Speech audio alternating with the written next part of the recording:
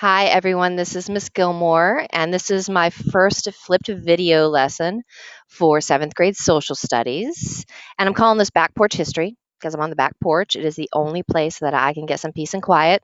And I'm going to probably have some technical difficulties. I had to use these fancy new headphones. May I take your order?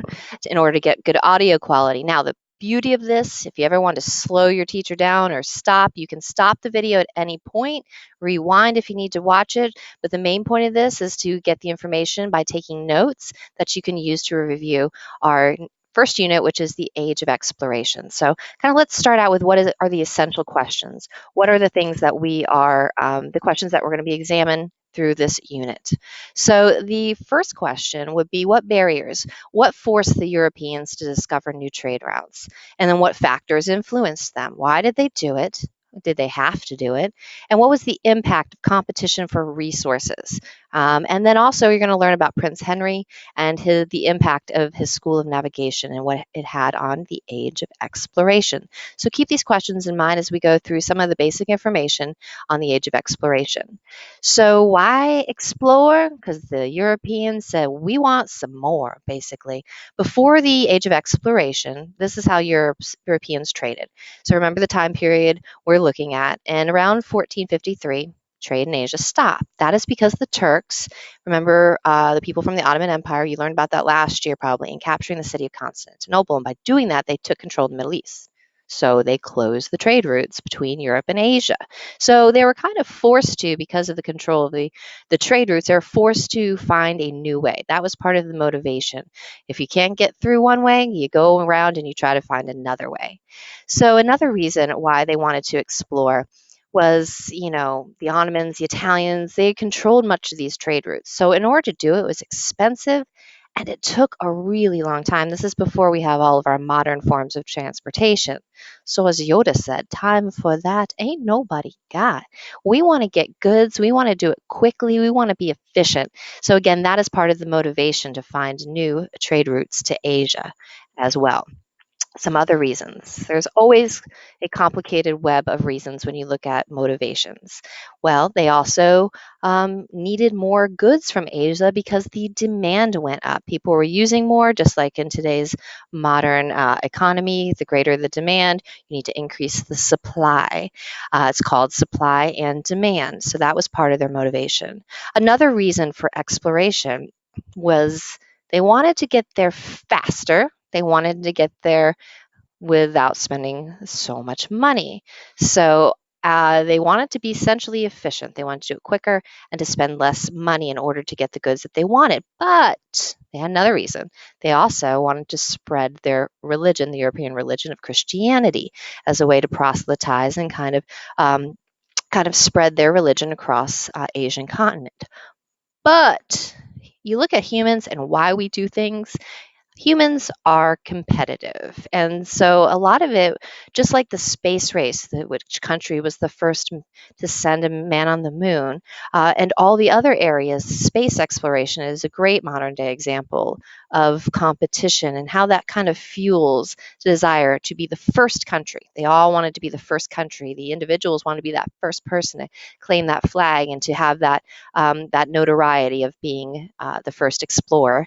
And they also wanted more money. They wanted to get rich, and so they looked to explore for search of gold. So they were motivated by several things, and a lot of social studies teacher put it, and we'll explore this idea of the three G's. They wanted gold, money. They wanted the glory or the fame, and they also wanted, I'm blocking it, but you can see that they wanted God. They wanted to spread religion. They wanted to have the prestige and to win the competition for exploration. And they also wanted the gold, glory, and God. So at this time, the European countries who were kind of in the lead, they were leaders in exploration, were Spain and Portugal. And we're going to explore in another center kind of the improvement in technologies that made it easier to explore. Now, when you think of technology, you're not thinking of today's, but simple designs helped, particularly maritime navigation or sea navigation as well. And you'll explore some of those tools and how technology played a role in the age of exploration. And another center, you're going to look at Prince Henry the Navigator. Now, that's a fancy title. He is a prince and he is a navigator, which you would expect that he was one to actually sail the seas. However, Henry the Navigator never journeyed. He actually never went on any of these expeditions. He was the organizer. Now, he obviously had the funds to explore and to send sailors, particularly the western coast, finding a way around. And then in 1416, he founded the School of Navigation. Remember, he is from Portugal. So, Portugal at this time was a great leader in exploration. And when we say school, we don't think of school necessarily like you view school. He was a financier. He financed the trips. He gave money, and he wanted to get the best and the brightest in order to claim the throne um, for Portugal. So, if we look at this, astronomers, okay, so you have to think you need to study the stars at this point to aid your navigation. Geographers, as we learn, people who study the earth. And of course, you don't think of math as being essential for exploration, but he kind of pooled all these people to kind of created this learning center that people could explore new travel methods, pool their knowledge together, and they were using the latest tools, the maps, and also information, meteorology. You're going to be studying weather and science, and a lot of this connects because they had to look at the wind currents and weather patterns as they're particularly crossing the Atlantic and eventually as they circumnavigate the world. So do pay attention in science because it is going to relate to what we're studying in social studies with exploration.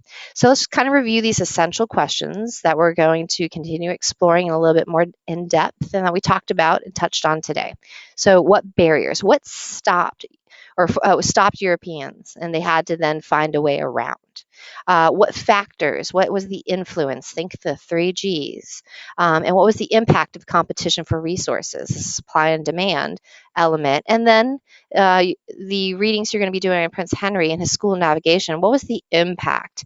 And how did he have a lasting legacy on navigation as well?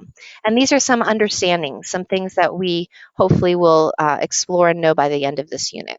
Why? Their desire for a trade route to Asia was driven by barriers, the closing of the Ottoman Empire, the control of the Middle East. That really put a block. They had to find another way, another avenue to trade goods with Asia. The new technology resources allowed them, particularly with ships, to develop and explore further lands, the competition for goods, and then Prince Henry. What's the main idea about Prince Henry? That he was responsible, he recruited explorers, and it was a long lasting legacy that eventually led to multiple expeditions around the world. And we'll then be learning in the coming week, we'll be learning specific explorers and the impact they had not only at their home countries but on the lands that they eventually colonized. That's it for your first flip lesson on Age of Exploration. Make sure to rewatch the video if you need, but make sure that you get the notes and the main ideas so that you can demonstrate your knowledge down the road. Bye-bye.